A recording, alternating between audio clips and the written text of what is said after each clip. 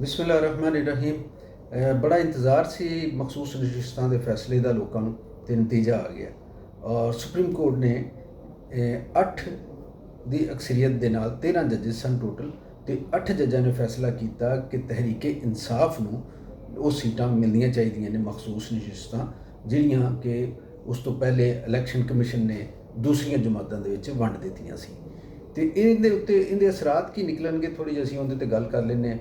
तो ये सियासत के उत्ते तहरीक इंसाफ के उत्ते और जो पार्लीमेंट की शक्ल सूरत है उनके उत्ते हुण सूरत हाल ये हो जाएगी कि तहरीक इंसाफ के जिन्ने मैंबर ने या जो सुन्नी इतिहाद कौंसल च गए थे उन्होंने अदालत ने आज़ाद मैंबर डिकलेयर करता है। उन्होंने कहा कि वो सुन्नी इतिहाद के नहीं है, वो आज़ाद है ने वो आज़ाद होन तहरीक इंसाफ च वापस चले जाएंगे। वो अनाउंस करेंगे जाहिर है, वो दसणगे कि असी तहरीक इंसाफ ते हैं। वो प्लेटफॉर्म जोड़ा भी होगा स्पीकर नूं दसन या इलैक्शन कमीशन नूं।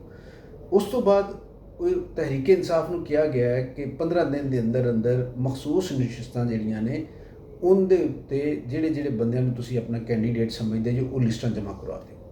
वो जमा हो जाएंगे 15 दिन। फिर इलैक्शन कमीशन जिहड़ा उन्हां दी स्क्रूटनी करेगा, उन्हां दे जायज़ा लेगा कागज़ां दा ते अहलीयत दा, ते उस तो बाद वो नोटिफिकेशन करेगा। ये होएगी। ये जो तहरीक इंसाफ के नवे अरकान पहुँचणगे कौमी असैम्बली च, मैं कौमी असैम्बली की गल कर रहा, कौमी असैम्बली च जो पहुँचणगे तो इन्हां दी तादाद लगभग हो जाएगी 106। मुस्लिम लीग नून जिहड़ी है उनके कोल इस वक्त हैगी तादाद 108। तो ये गवर्नमेंट के अगेंस्ट बड़ा एक मजबूत किस्म की अपोजिशन बनेगी, ये वाले बन जाएगी।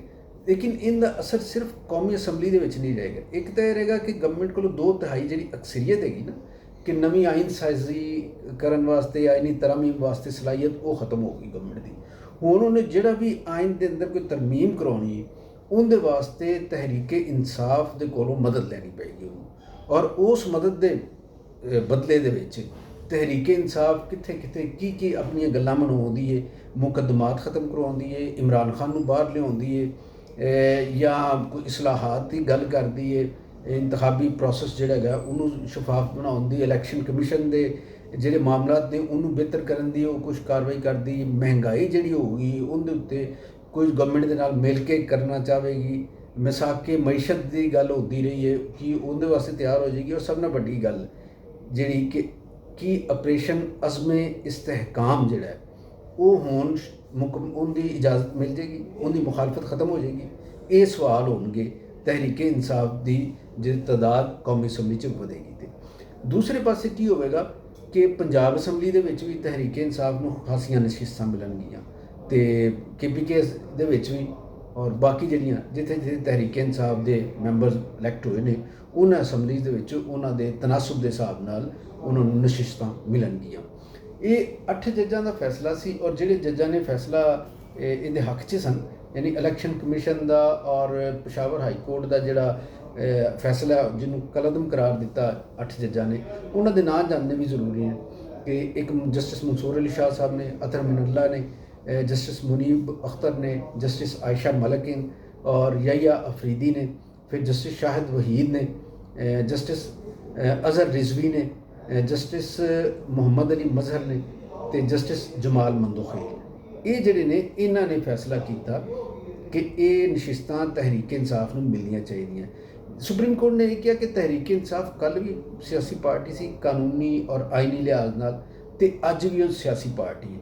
तो जिहड़ा इलैक्शन का निशान है इनू खोण का मतलब ये नहीं कि वो सियासी जमात नहीं रही, ये सुप्रीम कोर्ट ने वजाहत के नाल किया।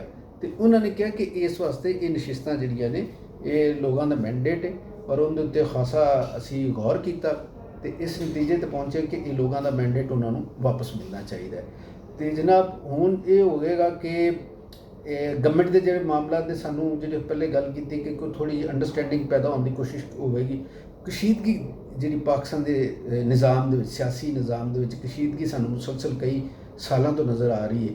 ये उनकी वजह नाल मईशत का भी खाना खराब होया। तो मैनूं लगता है कि इस फैसले के तो बाद अगर फ्रीकैन ने थोड़ा जिहा तहम्मुल का मुजाहरा किया, मतलब ये फैसला होने तो बाद लाजमी नहीं कि मुस्लिम लीग नून या उनकी हुकूमत और उनके लोग जिहड़े ने वो सुकून नाल बह जाण ते वो कोई ना कोई होर करने की कोशिश करें, या जिवें सानू अगे नज़र आया एक रिकॉर्ड रहा कि इलैक्शन कमीशन जिहड़ा है ਉਹਨੇ ਮਾਮਲਾਤ ਕਦੇ ਸਿੱਧੇ ਨਹੀਂ ਹੋਣ ਦਿੱਤੇ ਸਿਆਸੀ ਇਸਤਹਿਕਾਮ ਵਾਲੇ।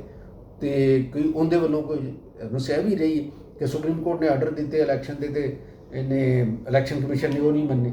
ਇਸ ਤਰ੍ਹਾਂ ਵੀ ਹੋਇਆ, ਸਦਰ ਨੇ ਇਲੈਕਸ਼ਨ ਦਾ ਕਿਹਾ ਤੇ ਇਲੈਕਸ਼ਨ ਕਮਿਸ਼ਨ ਨੇ ਨਹੀਂ ਮੰਨੇ। ਤੇ ਇਹ ਅਗਰ ਹੁਣ ਵੀ ਇੰਝ ਹੁੰਦਾ ਹੈ ਕਿ ਸੁਪਰੀਮ ਕੋਰਟ ਦੇ ਫੁੱਲ ਕੋਰਟ ਨੇ ਜੋ ਕਿਹਾ ਵੇ, ਅਗਰ ਇਲੈਕਸ਼ਨ ਕਮਿਸ਼ਨ ਉਹਦੇ ਤੋਂ ਇੱਧਰ ਉੱਧਰ ਹੁੰਦਾ ਵੇ ਤੇ ਫਿਰ ਕੀ ਹੁੰਦਾ? ਤੇ ਇਹ ਜਿਹੜੇ ਨੇ ਇੱਕ ਗੈਰ ਮੁਸਤਹਿਕਮ ਕਰਨ ਦਾ ਮੁਲਕ ਨੂੰ, ਉਹ ਇੱਕ ਅਲੱਗ ਸਿਸਟਮ ਹੈ। ਤੇ ਜਿਹੜੇ ਇਦਾਰੇ, ਜਿਹੜੇ ਲੋਕ ਮੁਲਕ ਦੇ ਵਿੱਚ ਇਸਤਹਿਕਾਮ ਵੇਖਣਾ ਚਾਹੁੰਦੇ ਨੇ, ਉਹ ਸਾਰੇ ਇਹਨੂੰ ਵੈਲਕਮ ਕਹਿ ਰਹੇ ਨੇ ਇਸ ਫੈਸਲੇ ਨੂੰ।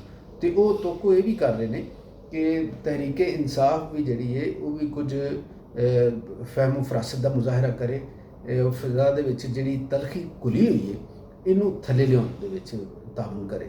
ਮੈਂਡੇਟ ਜਿਹੜਾ ਹੈ ਉਹ ਮੰਗਦੇ ਰਹੇ ਨੇ, ਅਸੈਂਬਲੀ ਦੇ ਵਿੱਚ ਵੀ ਸ਼ੋਰ ਹੁੰਦਾ ਰਿਹਾ ਕਿ ਔਰ ਮੁਸਲਿਮ ਲੀਗ ਨੂਨ ਔਰ ਉਹਦੀ ਇਤਿਹਾਦੀ ਜਮਾਤਾਂ ਨੂੰ ਮੈਂਡੇਟ ਚੋਰ ਕਿਹਾ ਜਾਂਦਾ ਰਿਹਾ। ਤੇ ਹੁਣ ਮੈਂਡੇਟ ਦੀ ਵਾਪਸੀ ਤਾਂ ਸ਼ੁਰੂ ਹੋ ਗਈ ਹੈ। ਤੇ ਇਹ ਦੂਸਰਾ, ਇਸ ਤੋਂ ਅਗਲਾ ਮਰਹਲਾ ਜਿਹੜਾ ਨਾਲ ਉਹ ਵੀ ਹੈ ਕਿ ਜਿਹੜੇ ਲੋਕਾਂ ਦੇ ਕੋਲ ਫਾਰਮ 45 ਸਨ, ਫਾਰਮ 47 ਫਿਰ ਹੋਏ, ਤੇ ਉਹਨਾਂ ਦਾ ਜਿਹੜਾ ਹੈ ਉਹ ਕੀ ਬਣੇਗਾ? ਕਿ ਉਹ ਕੋਈ ਨਤੀਜਾ ਨਿਕਲੇਗਾ, ਕੋਈ ਉਹਦੀ ਸਮਾਤ ਜਿਹੜੀ ਉਹ ਜਲਦੀ ਹੋਵੇਗੀ? ਉਹ ਲੋਕਾਂ ਜਿਹੜੇ ਲਟਕੇ ਨੇ ਦਰਮਿਆਨ 'ਚ ਔਰ ਜਿਨ੍ਹਾਂ ਕੋਲ ਓਰੀਜਨਲ ਫਾਰਮ ਨੇ ਜਿੱਤ ਵਾਲੇ, ਤੇ ਸੁਪਰੀਮ ਕੋਰਟ ਅਗਰ ਉਹਦੇ ਉੱਤੇ ਵੀ ਕੱਲ੍ਹ ਨੂੰ ਕੋਈ ਇਹਦਾ ਫੈਸਲਾ ਦੇ ਦਿੰਦੀ ਹੈ ਤੇ ਫਿਰ ਤਹਿਰੀਕੇ ਇਨਸਾਫ ਇਸ ਪਾਰਲੀਮੈਂਟ ਦੇ ਵਿੱਚ ਸਿੰਗਲ ਲਾਰਜੈਸਟ ਪਾਰਟੀ ਬਣ ਸਕਦੀ ਹੈ। ਤੇ ਇਹ ਅਗਰ ਹੁੰਦਾ ਹੈ ਤੇ ਫਿਰ ਗਵਰਨਮੈਂਟ ਦੇ ਕੋਲ ਇੱਕ ਹੋਰ ਵੀ ਆਪਸ਼ਨ ਸ਼ਾਇਦ ਹੋਵੇਗਾ, ਔਰ ਉਹ ਸੋਚ ਰਹੇ ਹੋਣਗੇ ਕਿ ਅਗਰ ਸਾਡੇ ਕੋਲ ਅਕਸਰੀਅਤ ਨਹੀਂ ਰਹਿੰਦੀ ਸਿੰਗਲ ਲਾਰਜੈਸਟ ਪਾਰਟੀ ਦੇ ਤੌਰ ਤੇ ਔਰ ਜ਼ਿਆਦਾ ਆਪੋਜੀਸ਼ਨ ਤਗੜੀ ਹੋ ਜਾਂਦੀ ਤੇ ਫਿਰ ਮੁਮਕਿਨ ਹੈ ਕਿ ਸ਼ਹਿਬਾਜ਼ ਸ਼ਰੀਫ ਜਿਹੜੇ ਨੇ ਹੁਕੂਮਤ ਛੱਡ ਦੇਣ ਔਰ ਉਹ ਕਹਿ ਦੇਣ ਕਿ ਜਨਾਬ ਮੁਲਕ ਅੱਗੇ ਬੜੇ ਮਸਾਇਲ ਦਾ ਸ਼ਿਕਾਰ ਹੈ, ਠੀਕ ਹੈ ਤੁਸੀਂ ਲਿਆਓ ਜਿਹਨੂੰ ਮਰਜ਼ੀ ਤੇ ਉਹ ਕਰੇ, ਮੁਲਕ ਨੂੰ ਸਿੱਧਾ ਕਰੇ। ਸੋ ਇਹ ਗੱਲਾਂ ਨੇ। ਲੇਕਿਨ ਜਦੋਂ ਇਸ ਫੈਸਲੇ ਦੀ ਜਿੱਥੇ ਤੱਕ ਗੱਲ ਹੈ, ਇਹਦੇ ਨਾਲ ਇੱਕ ਬਹਰਾਲ ਇੱਕ ਖੁਸ਼ਗਵਾਰ ਜਿਹੜੀ ਅਹਿਸਾਸ ਹੋਇਆ ਸਾਨੂੰ ਕਿ ਇਸ ਮੁਲਕ ਦੇ ਵਿੱਚ ਆਇਨ ਦਾ ਇਹਤਰਾਮ ਕਰਨ ਵਾਲੇ ਕਿਤੇ ਨਾ ਕਿਤੇ ਮੌਜੂਦ ਨੇ, ਇਦਾਰਿਆਂ ਦੇ ਅੰਦਰ ਵੀ ਲੋਕ ਮੌਜੂਦ ਨੇ। ਤੇ ਇਹ ਜੋ ਵੀ ਇਹਦੇ ਨਤਾਇਜ ਨਿਕਲਣਗੇ ਉਹਨੂੰ ਚੰਗੇ ਤਰੀਕੇ ਨਾਲ ਵੈਲਕਮ ਕੀਤਾ ਜਾਵੇ ਔਰ ਜਿਹੜੀ ਕਸ਼ੀਦਗੀ ਹੈ ਉਹਨੂੰ ਖਤਮ ਕੀਤਾ ਜਾਵੇ ਔਰ ਮੁਲਕ ਦੇ ਵਿੱਚ ਇਸਤਹਿਕਾਮ ਲਿਆਉਣ ਦੇ ਸਾਰੀ ਜਮਾਤਾਂ, ਸਾਰੇ ਇਦਾਰੇ ਮਿਲ ਕੇ ਕਿਰਦਾਰ ਅਦਾ ਕਰਨ, ਕਿਉਂਕਿ ਪਾਕਿਸਤਾਨ ਦੀ ਹਾਲਤ ਇਸ ਵਕਤ ਬਹੁਤ ਖ਼ਰਾਬ ਹੈ। ਇਹ ਸਾਡੇ ਇਤਫਾਕ ਔਰ ਇਤਿਹਾਦ ਦਾ ਤਕਾਜ਼ਾ ਕਰਦੀ ਪਈ ਇਸ ਸੂਰਤ ਹਾਲ। ਤੇ ਅਗਰ ਅਸੀਂ ਇਹ ਕਸ਼ੀਦਗੀ ਵਧਾਉਣ ਵਾਲੇ ਕੰਮਾਂ ਵੱਲ ਰਵਾਂਗੇ ਤੇ ਫਿਰ ਮਸਾਇਲ ਘੱਟ ਨਹੀਂ ਹੋਣਗੇ। ਤੇ ਇਸ ਉਮੀਦ ਦੇ ਨਾਲ ਇਜਾਜ਼ਤ ਲਵਾਂਗਾ ਕਿ ਤੁਸੀਂ ਸਬਸਕ੍ਰਾਈਬ ਕਰੋਗੇ ਔਰ ਆਪਣੀ ਵੀਡੀਓਜ਼ ਜਿਹੜੀਆਂ ਨੇ ਸ਼ੇਅਰ ਵੀ ਕਰਦੇ ਰਹੋ। ਜੀਂਦੇ ਰਹੋ, ਵਸਦੇ ਰਹੋ।